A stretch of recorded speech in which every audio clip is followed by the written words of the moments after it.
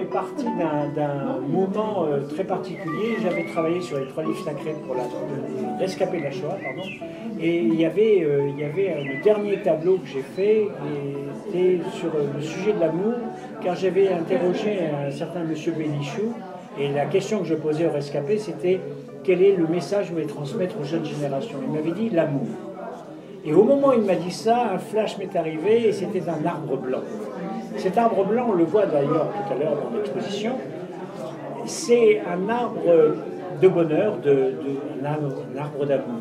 Et ce tableau est donc un peu le cadre, le sésame, la clé d'ouverture de l'exposition.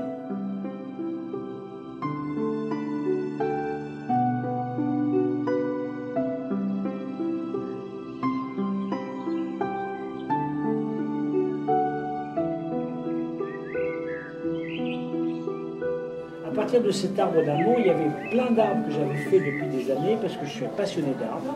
D'abord, les arbres vous donnent une puissance incroyable et on ne respecte pas les arbres alors qu'ils sont à la fois, je dirais, tutélaires, force, transformateur du CO2 en oxygène. C'est quand même des alchimistes de grande qualité et personne ne les voit alors qu'ils sont vivants. Qu'ils respirent, qu'ils disent quelque chose, qu'ils expriment une puissance, une vie et en même temps, je dirais, un côté passionnel. Ce sont des êtres romantiques.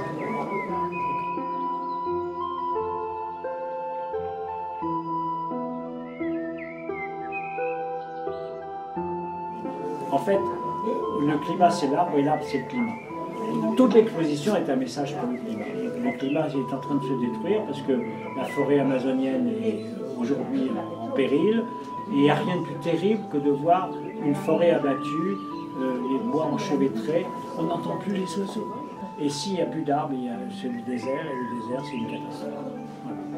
Je pense donc qu'il est plus que temps qu'on sauve les arbres et que chacun plante un arbre au moins une fois dans sa vie pour que cet arbre pousse récemment.